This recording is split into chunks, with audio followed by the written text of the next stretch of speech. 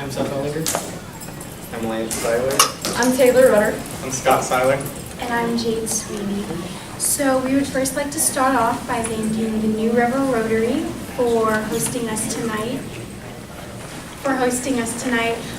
We are part of White Oak High School's Green Team as well as the Envirothon team, the Wilderness Explorers. And in April, we will be getting an apiary on our campus. And so today we're here to present to you our project, and we wanted to show you what we're doing as we know it affects our campus as well as the rest of the community that you all live in.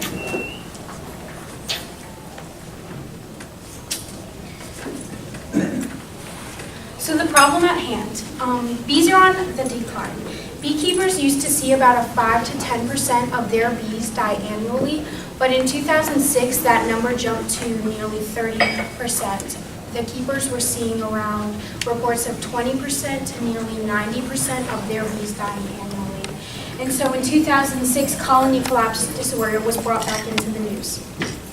Colony collapse disorder is when, without any noticeable changes to the beehive, the majority of the worker bees will leave the hive, and none of them will, and you won't find any dead bees around the area, but you can't find them.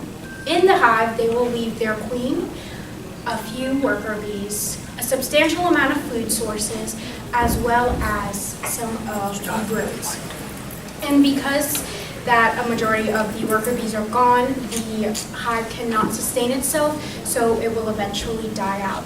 A few of the causes for it have been speculated, the first being queens. Since there are relatively few queens in the U.S. that breed queens and eventually all other bees, then there's a low genetic diversity, meaning that the other bees are much more susceptible to disease, and that means that they can die more easily.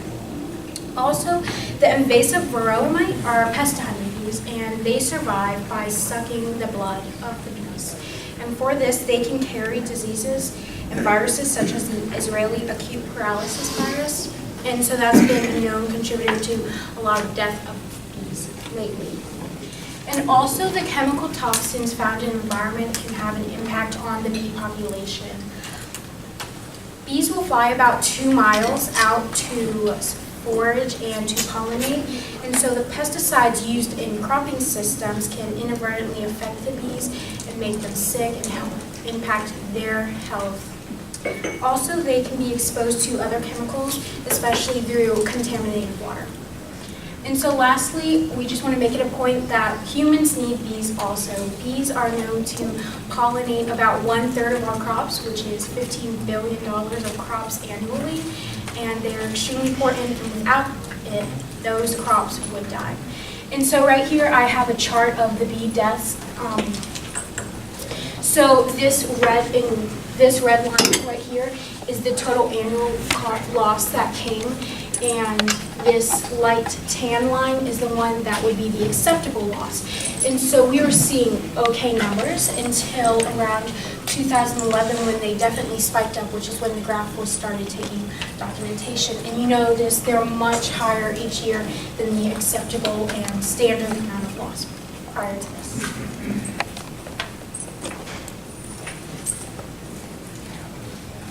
Okay, so with our project being about bees, it seemed only fitting that we give a little bit of background information about them.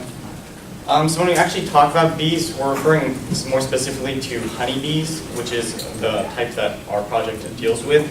Now, bees are organized social insects. Their entire livelihoods revolve around the queen, the central member of the hive. They spend most of their time gathering food, especially during the summer, so that they have enough food to last them during the winter with harsher conditions. Now, their primary source of food is honey, and they make honey from nectar, which flowers reward them with. In turn, the bees pollinate for the flowers. So honey actually serves bees in multiple ways. It has a high sugar content, so they use that for food. It actually has antimicrobial properties, so they can actually use it to clean their hive as well, which is pretty interesting. And so while bees make honey, they collect nectar from flowers, They also pollinate the flowers, and this helps the plants reproduce, and it makes populations of plant species more productive, and it actually creates a positive feedback loop in the environment. So as more pollination occurs, there's more flowers, and then with more flowers, the bees can pollinate more, and it creates this healthy cycle in the environment, which we like that. We want to keep the environment healthy. And so you might be thinking, okay, well, they can pollinate, but it's actually very important to humans, more so than many people think. So pollination, it helps 75 to 95% of all flowering plants on Earth. They need it to reproduce. Pollinators serve over 180,000 different plants and over 1,200 crops that humans use. In an economic context, pollinators add $217 billion to the global economy, and that's billion with a B, unintended. But then in the US, honeybees alone contribute 1.2 and $5.4 billion of agricultural productivity. So beekeeping as a practice, it originally started out of the human desire for honey until we realized the importance of pollination and how we could use that. So nowadays it's also used in agricultural practices. Farmers can make their crops more productive using bees. So the basic functions that a beekeeper serves is they regulate the apiaries, they monitor them regularly, they control mites and diseases that may harm the bee populations, they can clean the hive more so than the bees would naturally, and harvest honey and extra wax from the hive. In the winter, beekeepers also add extra sugar and nutrients to the hives, and that's just so the bees can survive harsher conditions. But beekeeping is important because it allows the bee populations to flourish, and then the benefits of the bee's presence is seen even greater in the environment.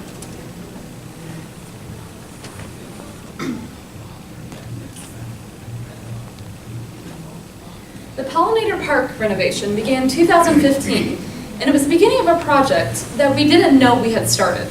Before the renovation, the courtyard appeared rather run down and forgotten, merely a passage for students to use from getting class to class. When Green Team decided to renovate the courtyard, we didn't intend on it becoming anything more than a beautification project, a way to attract pollinators to our campus. However, this past project, the Pollinator Park, is what sparked our inspiration. It's what sparked our inspiration for our most recent project, bringing bees and raising bees on our campus. The bee colony serves both a physical and service project due to the many benefits that they bring. The value of having the colonies on campus is that they show the importance of keystone species in our environment, as well as being able to pollinate the farms that surround our school. Once the colonies mature, they will also be profitable in numerous ways, several of which could aid in fundraising for Green Team's future projects.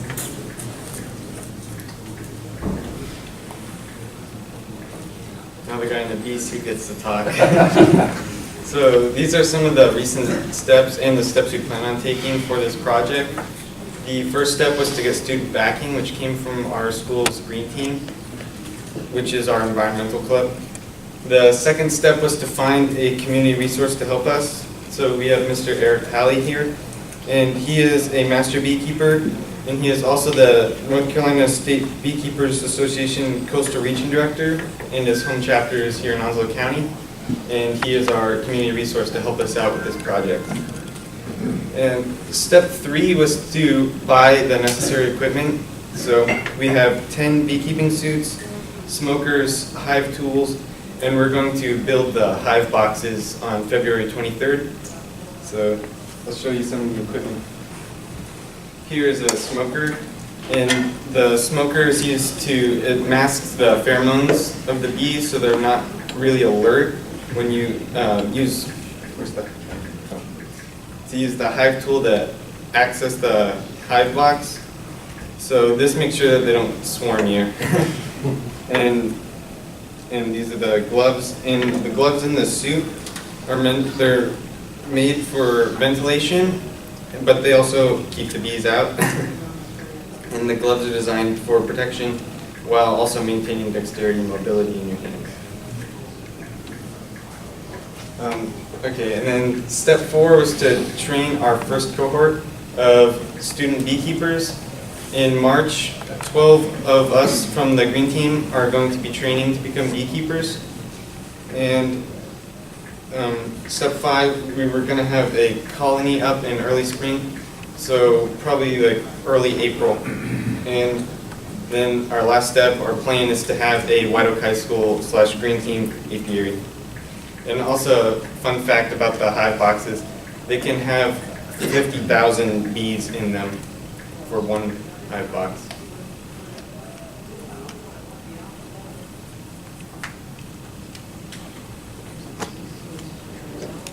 Oh, right, and now we're going to have Mr. Talley come up and speak. That must have been me. I'm the support, huh? So, boy, I don't know what to say. This is going to be great. I started keeping bees as an FFA project in 1973, and to be able to get involved with high school students and teach them how to keep bees, you just don't know what it means to me. So, I'm looking forward to it. I don't know what to say other than this is fantastic. And they're telling, I don't know that we need to train them because they've done enough studying that they're giving me the feeling that maybe I ought to have them teaching me in March. So, but we're absolutely looking forward to having them in the beginner's course and getting started. And we're going to be moving bees to them in early March, April, right after they finish the course. We'll put them on the back fence and Our first step in solving this problem is the first step you take in solving any problem: education. About 12 students, including myself, will be taking classes on becoming state certified beekeepers. These classes will be led by Eric Talley himself, and who is a NC beekeeper, who is from the NC Beekeepers Association. Our next plan is to do. He has promised to donate 2 colonies to get us started. Once we become certified, we will begin maintaining our own bee colonies, and they will produce things like honey, wax, and even pollinate nearby plants and things. The colonies will be held at the far end of campus to protect students and staff from becoming swarmed or getting too close. The bees will pollinate nearby trees that the green team has planted in past years, as well as our pollinator park. Another goal in our project is to teach others the significance of bees. We as humans are supposed to take care of our environment. That is our goal. That is what we strive to do. And here, by this project, we not only say this, but we live it. So, our goal is to be the catalyst for other schools in Onslow County to partake in beekeeping. We will hope this project to grow not only in White Oak, but out further into North Carolina and even to other states possibly, and with our program into other countries.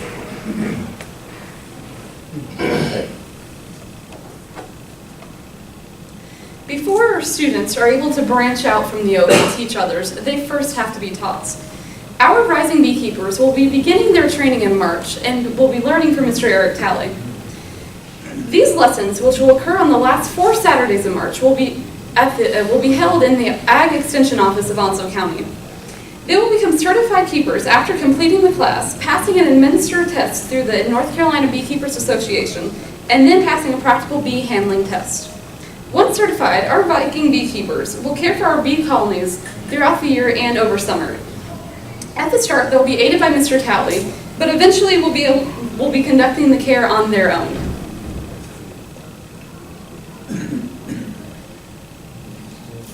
Once I become certified as a beekeeper, we are going to be tasked with maintaining a healthy and productive beehive. This means giving the beehives everything they need to thrive.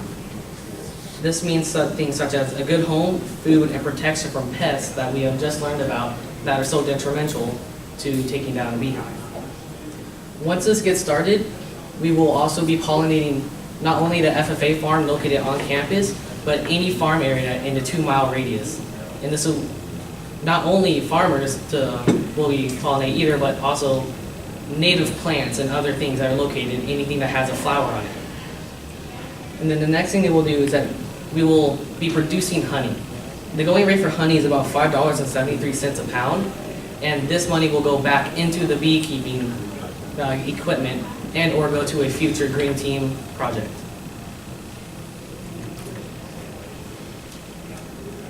The next step is to inspire. This is an important part for us because there's no project without the messages that it gives off.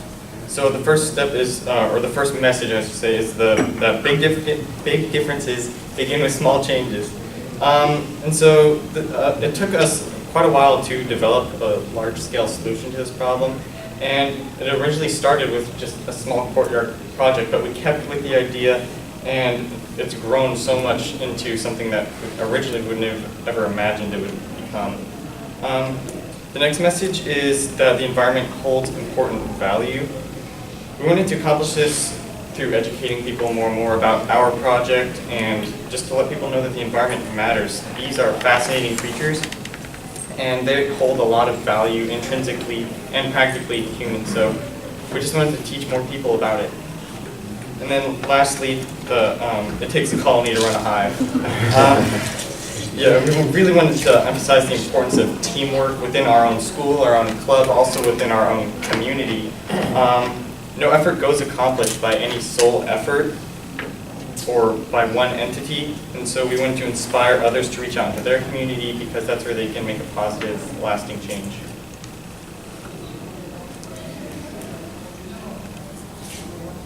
And so lastly, growth. Growth occurs from moving small to big. And right now we're starting with 12 students who will be learning to be a beekeeper. But we hope to move this project past our school.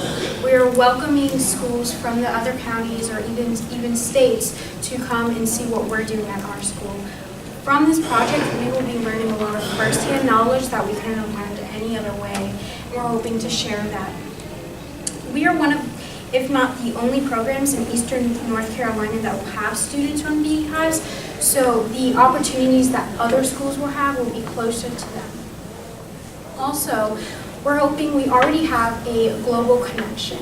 There's a school located in Nairobi, Kenya called the Cheery Education Center.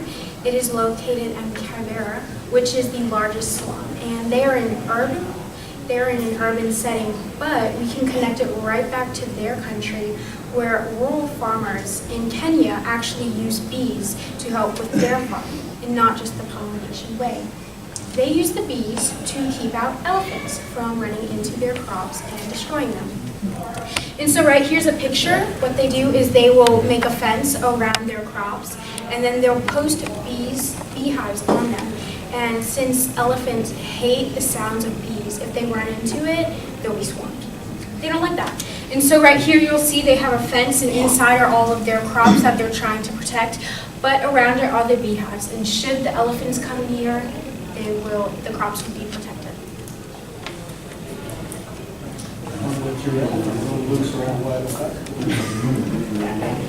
Well, we just wanted to share our project with you guys, so thank you for listening. We just wanted to raise awareness for pollination, the importance of bees, and just to make you guys aware of what we're doing at White Oak, and maybe you guys can help us spread awareness for what we're doing as well. Thank you.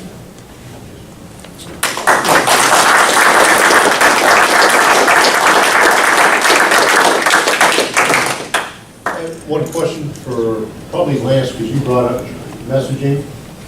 Are y'all going to be running a blog? How are you communicating what your efforts are and what your achievements?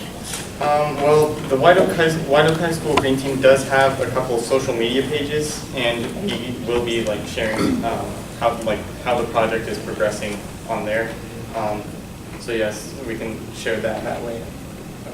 And the school in Kenya, the Cheery Education Center, White High School has already been contacting them through Skype, and so we're hoping that we can also connect through Skype with them.